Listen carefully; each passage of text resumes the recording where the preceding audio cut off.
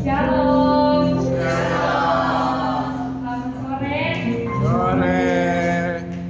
Hari ini kita kembali beribadah. Kita akan mulai ibadah kita pada sore hari ini. Kita naikkan pujian Yesus kau beribadah.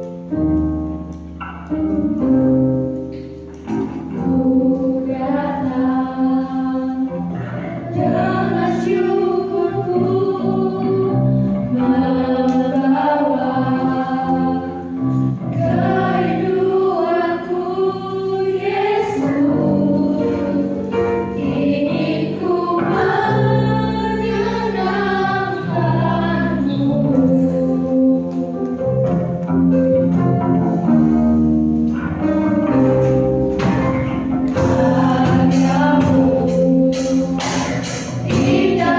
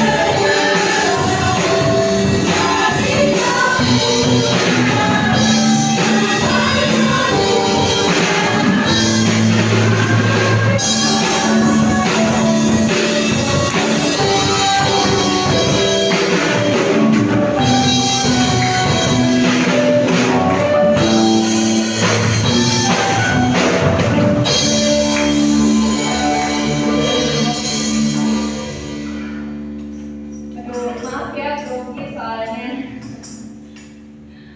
Sedangkan lagu pujian kita yang ketiga, dengan sukacita bukan menarik.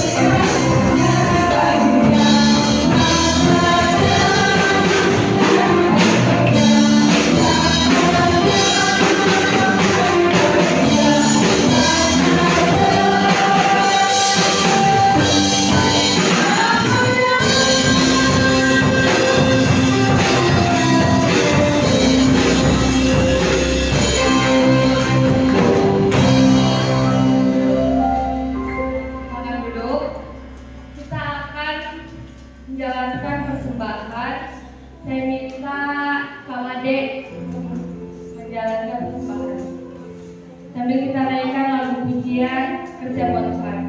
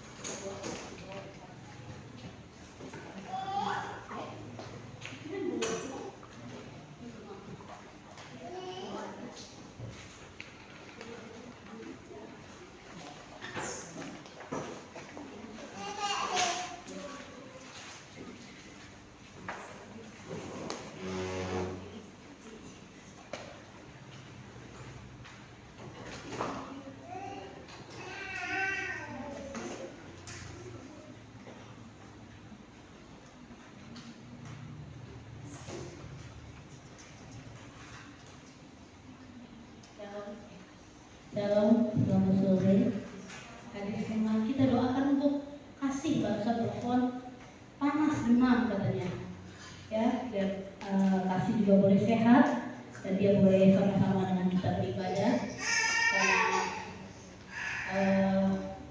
mungkin kecapean juga, mungkin kurang minum juga bisa ya. Kita nih kadang-kadang malas minum ya, minum yang banyak selagi masih ada air ya. Apalagi kalau airnya gratis yang beli mama papa ya. Tuhan Yesus memberkati kita semua. Kita akan dengar firman Tuhan tentang satu kata, yaitu mendengar. Mendengar. Mendengar itu kata sifat atau kata kerja? Kata kerja. Bukan kata sifat ya, kata kerja. Apalagi kalau dia disamakan mendengarkan ya. Itu satu kata kerja. Apa arti kata mendengarkan? Mendengarkan itu apa ya?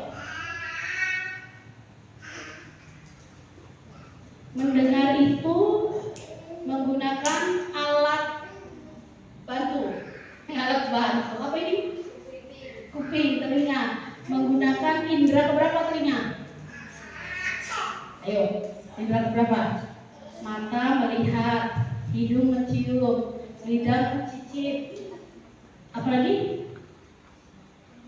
Keempat, telinga mendengar, kelima apa?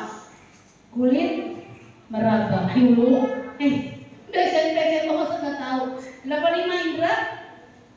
1, mata melihat, 2, hidung mencium, lidah mencicip. Ya, jadi saudara remaja atau asin pedes itu dari lidah, nggak mungkin dari hidung. Aduh pedes ya gitu ya. Terus telinga mendengar dan kulit meraba. Indra keenam apa? Indigo dia setan. Ada aja nih. Mendengarkan adalah artinya memasang telinga. Mendengarkan adalah artinya memasang telinga, mendengarkan baik-baik sesuatu suara dari gelombang suara yang masuk ke dalam telinga kita, kecuali yang punya kelainan. Telinganya ada susu kental manis. Susu kental manis suka ada loh di dalam telinga ya. Bagi anak-anak yang tidak suka rajin membersihkan, itu akan terjadi dan ada bakteri, ada apa di dalam, nanti keluar susu kental manis. Kemarin dulu punya teman sebelah pisang. SMP itu duduknya di acak, nggak boleh milih temen. Jadi kalau udah pas istirahat kan kena panas matahari itu jajan dia keluar ya. Itu susu kental manisnya tuh keluar. Aduh bau minta ampun. Gak ada temen yang bisa duduk sama dia, gak ada yang nemenin dia. Di telinganya tuh ada susu kental manis. Dan kalau dipanggil orang krungu. Udah dia orang penuh, kata penuh, karena mungkin dia nggak diobatin ya. Kalau diobatin mungkin nggak, dan mamanya juga nggak tahu bagaimana cara mengobatin, namanya nama anak tempe ya. Tapi baunya itu satu kelas kecium semua. Jadi kayak bau kaos kaki yang udah berapa tahun nggak dipakai nggak dicuci. Pernah ngicipin nggak bau itu? Aku suka seminggu kaos kaki semua seks tuh. Korak jalan apa nggak ganti, tuh baunya, mantap itu kayak gitulah sejenisnya bau gitu. Tapi nggak usah dinikmatin itu ya, bukan untuk dinikmatin. Hari ini kita akan mendengar firman Tuhan tentang mendengar. Kita akan baca di dalam 1 Samuel 3 ayat 7. 1 Samuel 3 ayat 7. 1 Samuel 3 ayat 7. Kita baca sama-sama. Siapa di sini namanya? Samuel. Kitabnya namanya Samuel. Orangnya juga namanya Samuel. Kitabnya namanya Arjuna, orangnya juga namanya Arjuna. Semangat Arjuna, itu pemuda orang dewasa sendiri. Samuel apa? Samuel apa? Belum mengenal Tuhan. Firman Tuhan belum pernah dinyatakan kepadanya. Samuel ini siapa sih? Samuel ini orang, benar. Samuel sejenis kucing. Samuel itu orang. Orang siapa? Yuk dibaca di 1 Samuel 1 ayat 1, coba kita baca. 1 Samuel 1 jangan ayat 1 nanti kelamaan. Ayat yang ketiga, ada orang tua Samuel. 1 Samuel 1 ayat yang ketiga. Nih, Samuel ini. Orang itu dari tahun ke tahun pergi meninggalkan apa? Kotanya untuk sujud, menyembah dan mempersembahkan korban kepada Tuhan semesta alam di Silo. Di sana yang menjadi imam Tuhan adalah Eli dan anaknya Hofni dan Finehas. Jadi ada dua pasang, sepasang suami istri, jadi satu suami dua istri, apa namanya? Poligami. Nah, poligami. Jadi satu suami dua istri datang ke rumah Tuhan, namanya di kota Silo. Nah, di Silo itu, jadi mereka tuh kalau ke gereja keluar kota, keren kan? Kayak ada di dalam gereja keluar kota. Kita di dalam kota saja cukup pegel. Ya, kalau ada di luar kota. Nah, pada saat itu nama bapaknya yang keempat, ayat keempat, namanya Elkana. Pada hari Elkana mempersembahkan korban, diberikannya kepada Penina istrinya. Jadi istri kedua dari Elkana itu Penina. Jadi Samuel ini bukan anaknya Penina, tapi anaknya seorang ibu bernama Hana. Ya, Penina ini istri kedua, dan semua anak laki-laki dan perempuan masing-masing sebagian. Meskipun dia mengasihi Hana adalah istri pertama dari Elkana. Awas nih, kalau kakak Jen, tante Jen bikin, mami Jen bikin soal, jangan pabaliut ya. Jadi suaminya namanya Elkana, punya istri yang pertama Hana, yang kedua Penina. Penina punya anak, sedangkan Hana tidak punya anak. Walaupun memberikannya kepada Hana hanya satu bagian, sebab Tuhan menutup kandungannya. Jadi ibu Hana ini tidak punya anak. Tetapi ibu Hana ini selalu ikut ke rumah Tuhan. Dia berdoa di rumah Tuhan. Waktu itu imam besarnya adalah nabi atau imam besar Eli. Ya, sini siapa namanya Eli? Eli, dan dibantu oleh kedua anak mereka, Hofni dan Finehas. Nah, Hana berdoa di rumah Tuhan. Akhirnya Hana mendapat jawaban dari setiap doa. Mama Elis beberapa hari ini berdoa. Kenapa?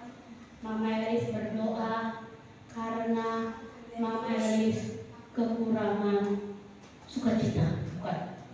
Sukacita selalu Mama Elis.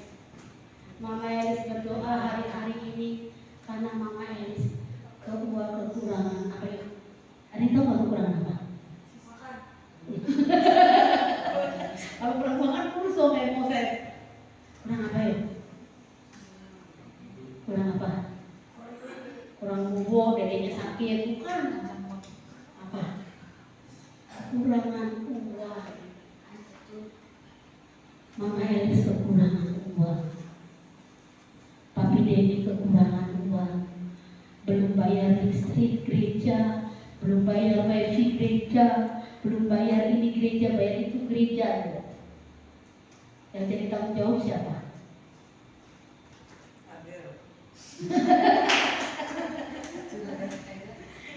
Ayo. Makanya anak-anak pemuda remaja mulai sekarang belajar bertanggung jawab atas pekerjaan Tuhan. Kalau adik-adik dapat berkat, sisihkan persepuluhannya buat rumah Tuhan. Biar ada yang buat bayar listrik, ada yang buat traktir kalian sebelah, ada yang bayar wifi, ada yang apa. Tapi ketika Mama Elis berdoa dan Mama Elis pasang status, tahu nggak Mama Elis pasang status untuk semua jemaat dan semua orang Kristen di dunia ini. Jangan apa? Jangan pelit buat Tuhan dan pekerjaan Tuhan. Benar? Jangan pelit buat Tuhan dan pekerjaan Tuhan. Ya? Dan besok Mama Elis dapat jawaban doa. Ada seorang ibu berkata, Mama Elis tenang, besok saya kirim uangnya ya. Wih, belum dikirim uangnya Mama Elis dapat bunga-bunga. Ini jawaban doa dan jawaban status loh. Wih, sering kayak kepala ini mah hebat lah. Kenapa? Orang-orang sekarang itu nggak mau kasih persembahan sama Tuhan, nggak mau kasih perpuluhan sama Tuhan. Maunya ke gereja itu gratis, makan gratis, kencing gratis, beol gratis, tumpang mandi gratis, minum gratis. Padahal kalau di pipis aja bayar berapa? 2.000. Parkir aja bayar 2.000 pakai motor. Di gereja? Gereja apa? Gratis. Kapan gereja bisa maju? Kapan gereja bisa kaya? Kalau semua jemaatnya pengen gratis. Ya enggak? Hari ini di dalam 1 Samuel 3 ayat yang ke-7 tadi, bagaimana yang Tuhan yang dikatakan apa tadi? Samuel belum mengenal Tuhan. Firman Tuhan belum pernah dinyatakan kepadanya. Remaja, pemuda yang dikasihi Tuhan, engkau bisa ada di dalam rumah Tuhan. Kalian bisa ada di dalam rumah Tuhan. Tapi kenapa kalian tidak mengenal Tuhan dan perintah-perintahnya? Kalau kalian mengenal Tuhan dan perintah-perintahnya Tuhan, pasti kalian menjadi orang-orang yang melakukan firman Tuhan. Hal yang terkecil aja soal persembahan. Adik-adik kalau kasih 10.000 persembahan kegedean nggak? Gede banget. 5.000 aja. Kalau perlu 2.000 aja. Emang gereja WC umum?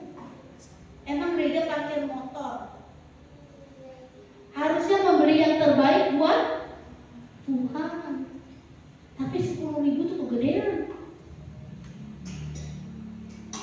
Di sini seperti Samuel ada di dalam rumah Tuhan, tapi tidak mengenal Tuhan.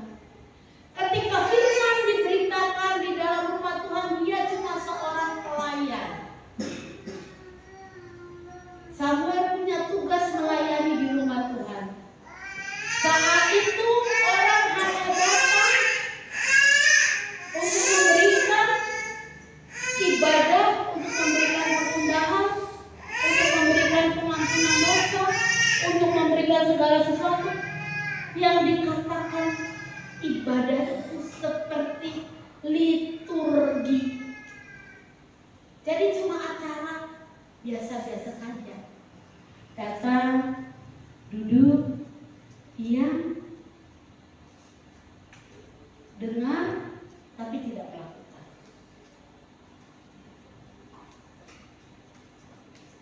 Saat itu, zaman itu, tidak ada firman Tuhan, tidak ada perintah Tuhan langsung yang diberikan kepada Imam Eli sebagai seorang imam di dalam rumah Tuhan. Kita akan baca ayat yang 1. Samuel terpanggil, ayat 1 Pak. Kita akan baca sama-sama, kita pelajari bagaimana Samuel mendengar Tuhan, mendengarkan suara Tuhan saat dia belum mengenal Tuhan. Samuel yang muda itu menjadi apa? Pelayan Tuhan. Di bawah pengawasan Imam Eli pada masa itu, firman Tuhan jarang. Penglihatan itu tidak sering. Pada suatu hari Eli yang matanya mulai kabur, jadi Imam Eli itu sudah tua dan tidak dapat melihat dengan baik, sedang berbaring di tempat tidurnya. Imam Eli masih tua ya, udah tua ya. Lampu rumah Tuhan belum lagi padam. Samuel telah tidur di dalam bait suci Tuhan, tempat tabut Tuhan. Jadi Samuel nggak punya kamar. Kalau kalian pelayan Tuhan kan pulang ke rumah masing-masing. Kalau Samuel tinggal di sini, ke kesaksian lagi. Papi Denny namanya Denny siapa? Ada yang tahu nggak Papi Denny namanya Denny siapa? Makanya dia ada di rumah tuh. Tapi nggak tidur di gereja, tidur di kamar juga. Ya itu jadilah buat hari ini.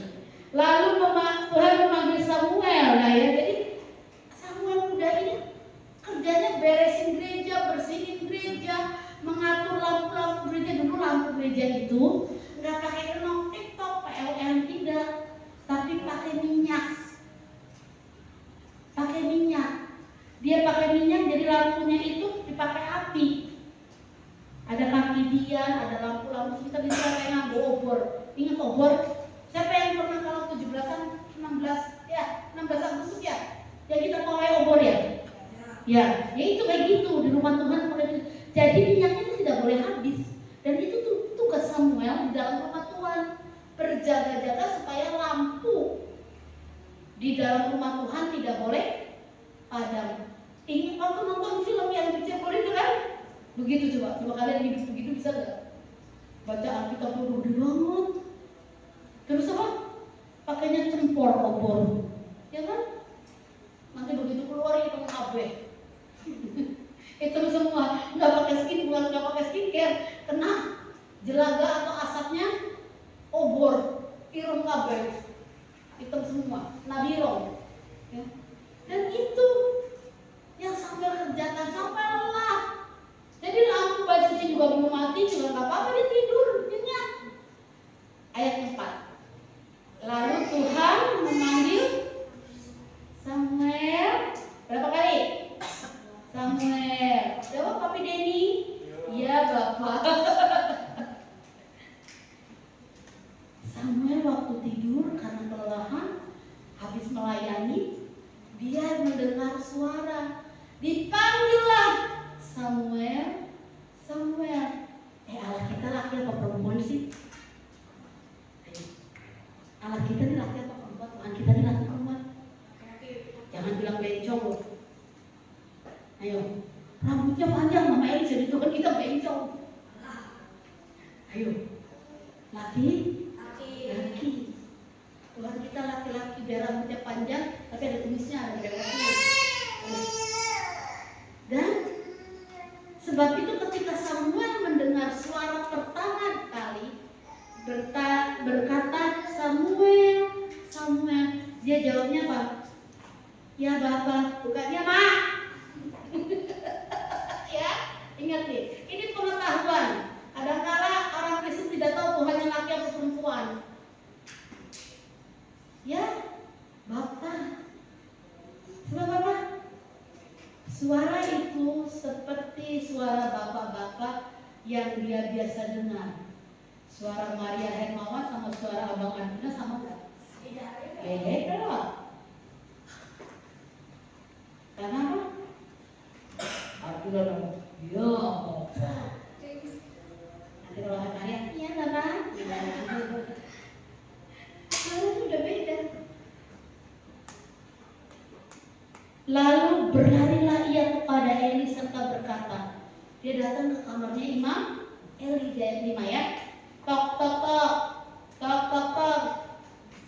Ya Bapak, bukankah Bapak memanggil aku? Tetapi Eli berkata, Imam Eli berkata apa?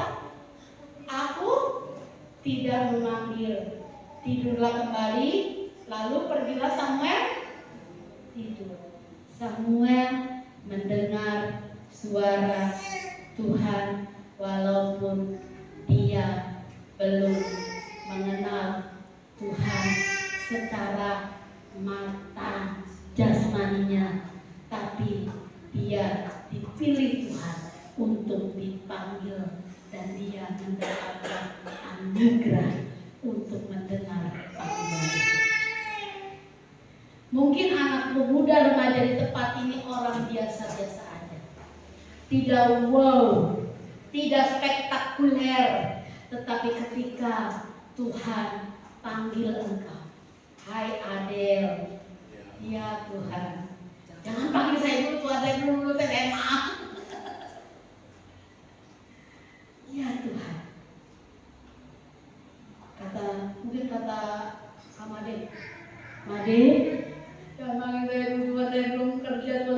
ketika Tuhan nanti dulu panggilnya Tuhan, bukan dipanggil pulang ke rumah Bapak di surga. Yang kelima, ya, yang keenam. Ini panggilan yang kedua, dan Tuhan memanggil Samuel berapa kali lagi? Sekali lagi. Samuel pun bangunlah, lalu pergi lagi mendapatkan Eli serta berkata, ya Bapak, bukankah Bapak memanggil aku? Katanya apa? Tetapi Imam Eli berkata, aku tidak memanggil anakku, tidurlah kembali. Di ayat 7 ini dijelaskan kenapa Samuel tidak mendengar suara Tuhan, karena dia belum tahu itu Tuhan. Dia belum mengenal itu Tuhan, dan firman Tuhan belum pernah dinyatakan kepadanya. Ayat 8, Tuhan tidak pernah jemu, Tuhan tak pernah bosen panggil saya, panggil adik-adik sekalian, panggil kita semua dengan panggilan nama kita masing-masing. Gak mungkin Tuhan manggil Feby jadi Maria, atau manggil Maria dengan Rizka. Dia gak pikun, dia gak salah alamat. Dia panggil kalian pribadi lepas pribadi dengan nama kalian yang pas. Anastasia Rutalika. Enggak dipanggil Aca, Aca Mata. Dia panggil namanya Pak Samuel. Kalau hari ini ada panggilan di dalam hati untuk review, bilang apa? Ya Bapak. Respon kita, walaupun kita jangan pada makan gua, kita ada suara menerupa. Moses sempat takut. Coba kalau dari kamar, dari rumah tempatin Mama Elis ke dapur, gak berani kan? Haus juga ditahan. Ambil air di kulkas, takut banget. Padahal nggak ada apa-apa. Takut, nggak tahu kenapa. Cuma ada apa sih mau takutnya? Di pinggir kulkas ada apa? Takut loh dia tuh. Jadi makanya nanti kalau dia punya istri, istrinya harus yang pemberani kayak Mama Elis. Suka berantem.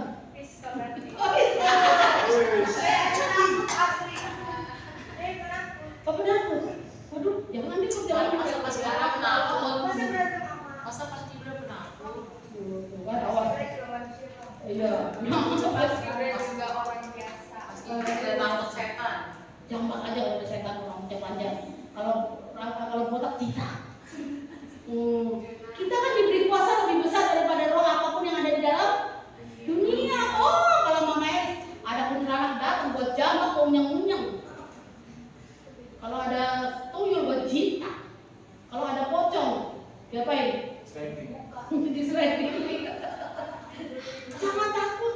Mereka itu takut sama kita, bukan kita yang takut sama mereka ya. Nggak ada itu mereka itu kayak gitu, nggak ada kuasa buat mereka. Kuasa kita lebih besar daripada kuasa apapun, karena kita punya kuasa Tuhan Yesus Kristus yang melintasi seluruh alam ini. Kalau begitu Pak, kecil. Kalau Mama yang ketemu kuntilanak daripada di depan langsung nyapu semua pel, suruh setrika, enak aja. Ngapain terbang-terbang, nyapu, ngepel, setrika, enak aja terbang. Angkat jemuran, orang mau semesek, gitu. Jangan mau ya, awas. Ayat 8. Apa? Yang ketiga. 1, 2, 3. Baca ya. Dan Tuhan memanggil Samuel sekali lagi. Untuk ketiga kalinya ia pun bangun, lalu pergi mendapatkan Eli serta kepada bapaknya apa? Ya Bapak, bukankah Bapak memanggil aku? Lalu memanggilnya Eli, bahwa Tuhanlah yang memanggil anak itu. Ini pendetanya, apa imamnya nggak takut juga? Jangan-jangan setan lu, masa ada suaranya nggak ada rupa? Enggak dong. Ketika panggilan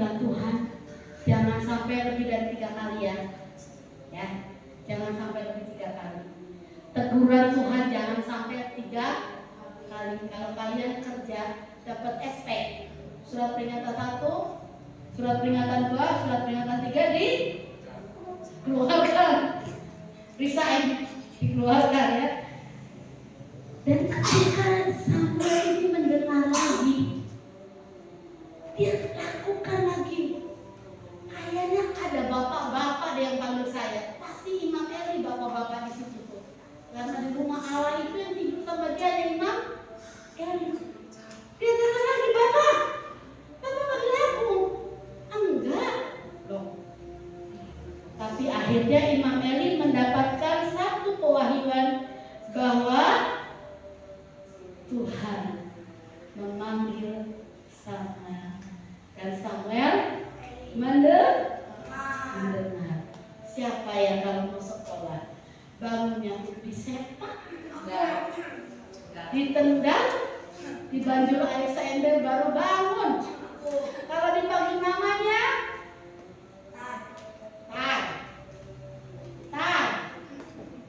tar 5 menit lagi. Tar 5 menit gimana?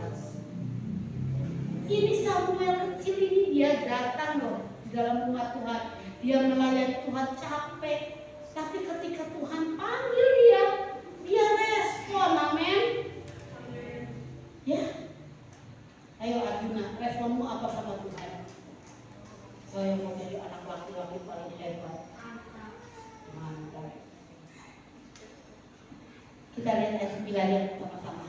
Sebab itu berkatalah Imam Eli kepada Samuel, pergilah tidur. Dan apabila ia memanggil engkau, katakanlah, berbicaralah Tuhan, sebab hamba-Mu ini budak. Benar nih, mendengar. Sebab hamba-Mu ini mendengar. Maka pergilah Samuel dan tidurlah ia di tempat tidurnya. Lalu datanglah Tuhan berdiri di sana dan memanggil seperti yang sudah. Siapa yang dipanggil? Gak ganti nama ya. Samuel. Dan Samuel menjawab, berbicaralah, sebab hamba-Mu ini. Firman Tuhan datang kepada Maria, Rizka, Maria Hermawan, Feby, Arjuna, X. Firman Tuhan datang sama Atta, sama Made, sama Revi, sama Adel. Hari itu yang Moses juga. Hari ini firman Tuhan datang memanggil engkau menjadi anaknya mulai dari sekarang sampai selama-lamanya. Menjadi hambanya mulai sekarang sampai selama-lamanya. Jangan tolak panggilan nama yang Tuhan berikan padamu. Karena setiap panggilan nama yang Tuhan berikan padamu ada satu maksud tertentu. Saya dipanggil Elizabeth, oh bukan Tuhan, saya tukang cendol.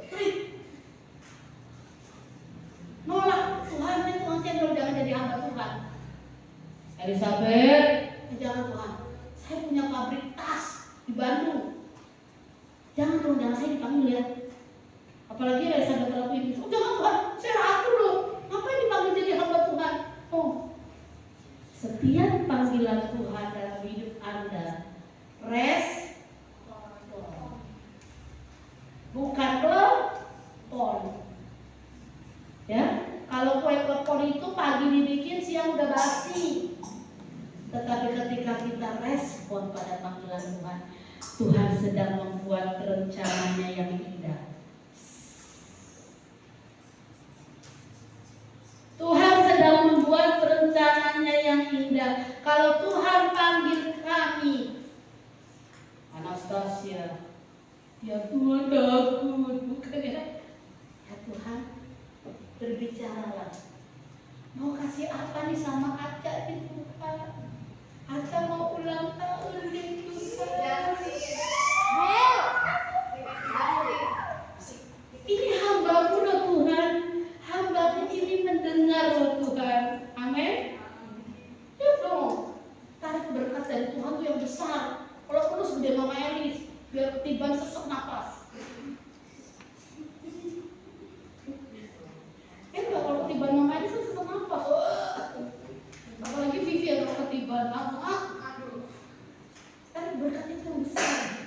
bermimpi itu besar, bercita-cita itu yang besar.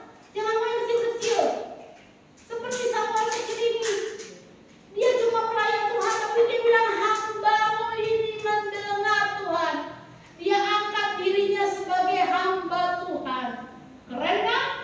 Keren. Begitu perlu kalian mendengar Tuhan dan suara Tuhan itu kalian Samuel ini benar. Lalu berfirmanlah Tuhan kepada Samuel, ketahuilah aku akan melakukan sesuatu di mana? Di mana yuk? Di Mangungan? Oh, di kebun buah. Di mana? Di Israel. Ayat 9 ya. Ayat 11. Sehingga setiap orang akan mendengarnya, akan bising kedua telinganya. Pada waktu itu aku akan menepati kepada Eli segala yang telah kufirmankan tentang keluarganya dari mula sampai akhirnya. Jadi Samuel ini diceritakan tentang nasib, tentang riwayat, tentang masa depan dari keluarga Imam Eli. Bayangin, anak sekecil itu, orang semuda itu diberitahu tentang riwayat, tentang masa depan, tentang segala sesuatu yang terjadi pada keluarga Imam Eli di mana dia tinggal. Ayat 13, siapa bisa bacakan? Ya, siapa bisa baca? Ayat 13 siapa? Rizka mungkin?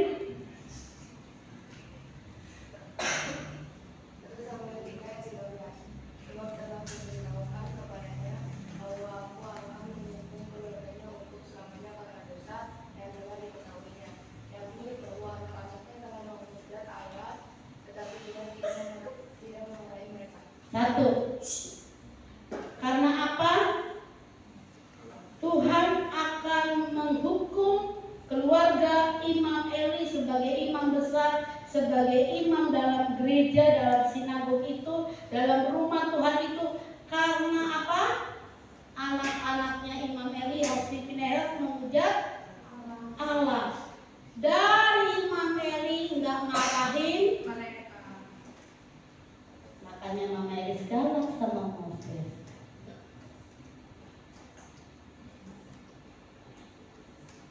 Sadis Mama Elis kalau marah sama Moses. Gak suka, bawa bajunya, bawa motornya, bawa sepedanya, bawa bukunya, pergi dari sini.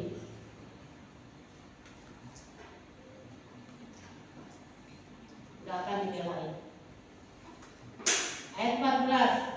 Sebab aku telah bersumpah kepada keluarga Eli bahwa dosa keluarga Eli takkan dihapuskan dengan korban sembelihan atau korban sajian untuk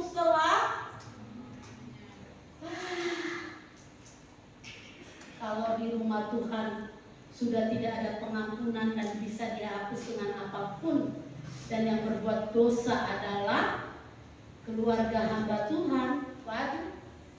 Silakan 12. Moses handphone saya. Ayat 15. Samuel tidur sampai pagi, kemudian bukanya pintu rumah Tuhan. Samuel segar memberitahukan penglihatan itu kepada Eli. Jadi Samuel ini udah tahu nih segala yang akan terjadi. Dia bangun pagi, dia nggak tidur malam itu, dia nggak bisa tidur, tapi dia tetap melakukan tugasnya. Bangun pagi membuka rumah Tuhan. Untuk apa orang datang beribadah, ya. Tetapi Eli memanggil Samuel, katanya, Samuel anakku. Jawab Samuel apa? Ya Bapa. Kata Eli ayat 17, apakah yang disampaikan Tuhan kepadamu? Jangan kau sembunyikan kepadaku, kiranya beginilah Allah menghukum engkau, bahkan lebih lagi daripada itu jika engkau menyembunyikan sepatah kata pun kepadaku dari apa yang disampaikan Tuhan kepadamu itu. Lalu apa? Samuel memberitahukan semua kepadanya dengan tidak menyembunyikan sesuatu apapun. Kemudian Eli berkata, dia Tuhan, biarlah perbuatannya, apa yang dipandangnya.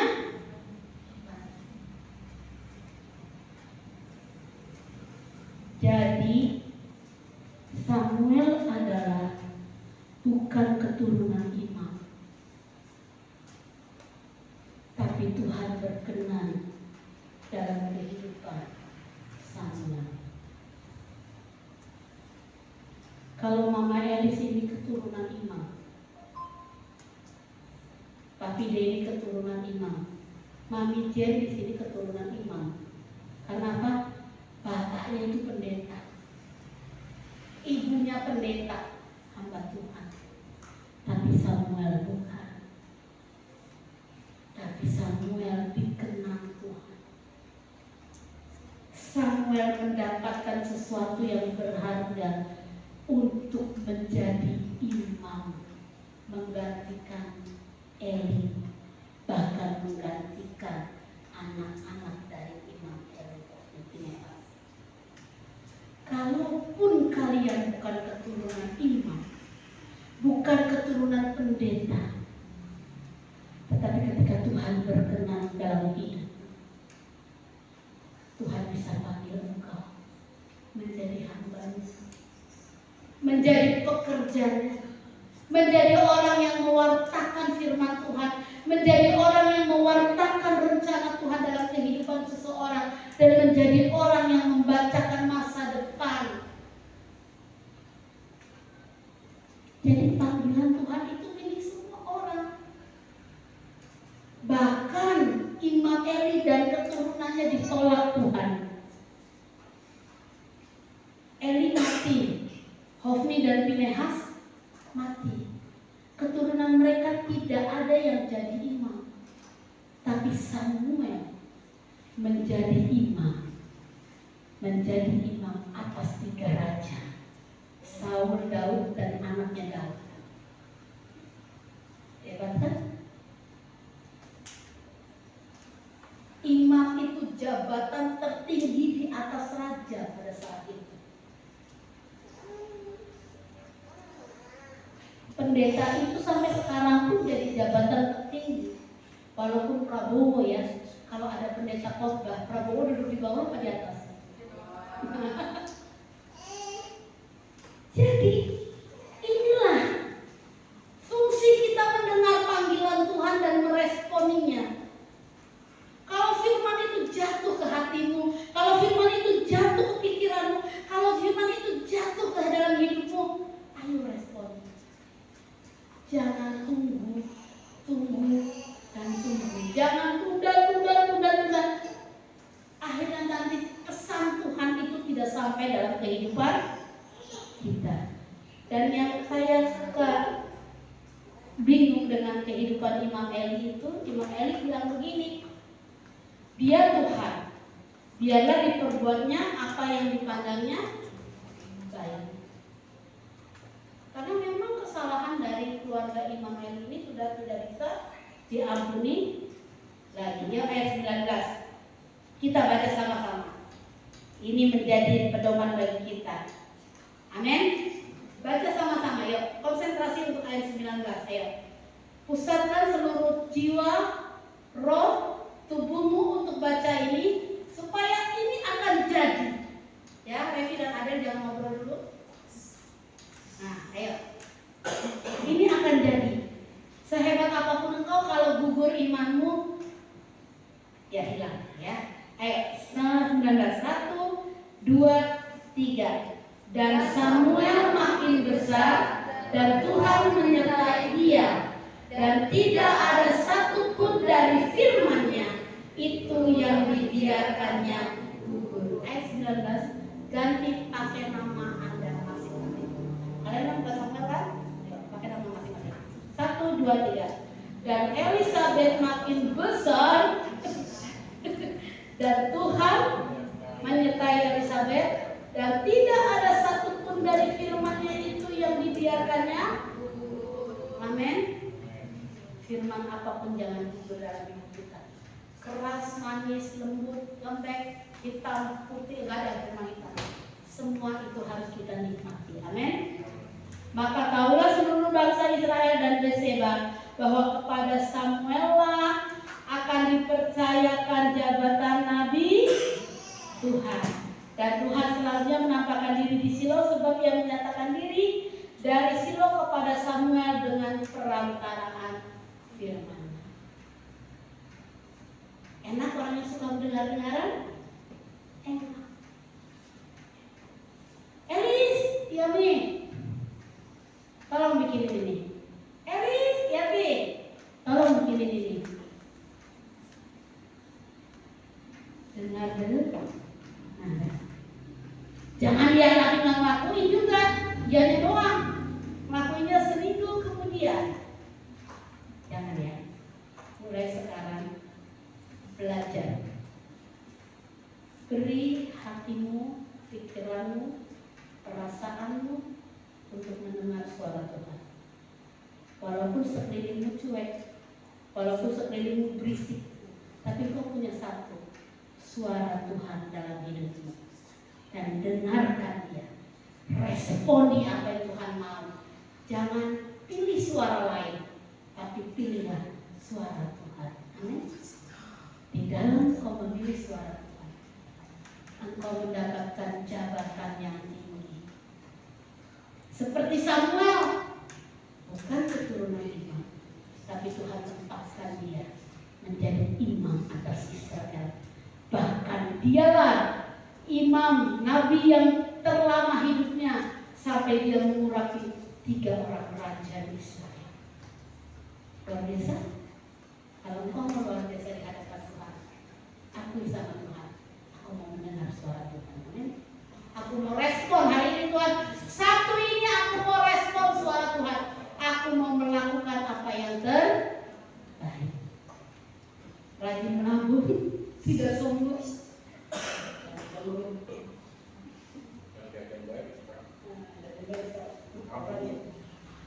Kita bangkit berdiri, kita akan berdoa. Kita akan naikkan pujian.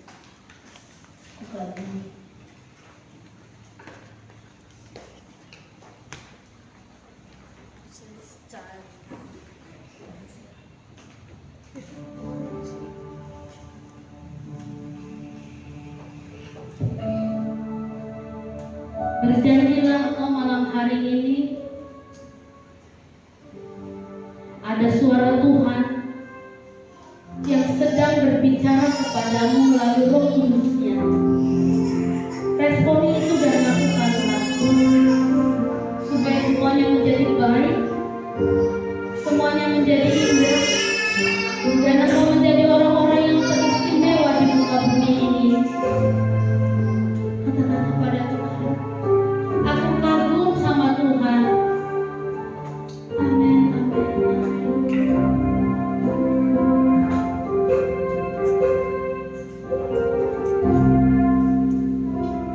ku kagumi caramu menciptaku, kau ada di setiap prosesiku.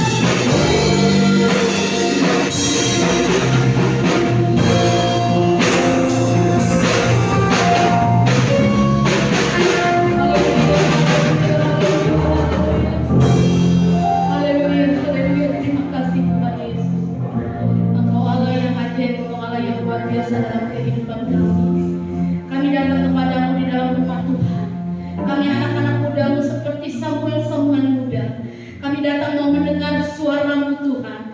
Tetapi tidak sampai di situ Tuhan, kami mau merespon dan melakukan apa yang menjadi perintah-Mu Tuhan, supaya kami boleh menjadi orang-orang yang teristimewa, orang-orang yang dekat di hati-Mu, orang-orang yang berkenan kepada-Mu Tuhan. Ampuni kalau selama ini kami lalai Tuhan, kami lebih Tuhan melakukan, mendengarkan suara-suara di luar sana. Tetapi malam hari ini kami berjanji Tuhan, kami mau Tuhan, kami semakin besar dan kami semakin dipercaya oleh Tuhan, dan tidak ada satupun firman-Mu gugur dalam kehidupan kami, karena kami tahu siapa Engkau yang berfirman atas hidup kami. Berkati seluruh pemuda remaja hari ini Tuhan, apa yang menjadi kerinduan hati mereka, apa yang menjadi cita-cita mereka, proses hidup mereka Tuhan bersama dengan Engkau. Engkau memberkati orang tua mereka, Engkau memberkati keluarga mereka, Engkau memberkati rumah mereka, lingkungan mereka, sekolah mereka, dan dimanapun mereka berada, mereka tetap menjadi garam dan terang dunia. Mereka menjadi orang-orang yang teristimewa, walaupun mereka sedikit, tetapi terang kemuliaan Tuhan nyata dalam hidup mereka. Berkati pelayan Tuhan pada hari ini. Kami sudah melayani Tuhan, melayani jemaat, melayani rumah Tuhan. Engkau akan membalas memberkati setiap korban pelayanan kami, dan kami percaya jeripaya kami di dalam Tuhan tidak pernah sia-sia. Terima kasih Bapak, angkat hatimu di hadapan Tuhan. Terimalah doa berkat. Tuhan memberkati engkau dan melindungi engkau. Tuhan menyinari engkau dan wajahnya dan memberi engkau kasih karunia. Tuhan yang menghadapkan wajahnya kepadamu dan memberi engkau kasih, damai sejahtera, dan engkau akan pulang ke rumah engkau masing-masing bersama dengan kasih Tuhan dalam persekutuan dengan Allah Bapa, anaknya yang tunggal yaitu Tuhan Yesus Kristus, dan Roh Kudus menyertai kita sampai Maranatha. Tuhan Yesus memberkati kita semua. Yang percaya katakan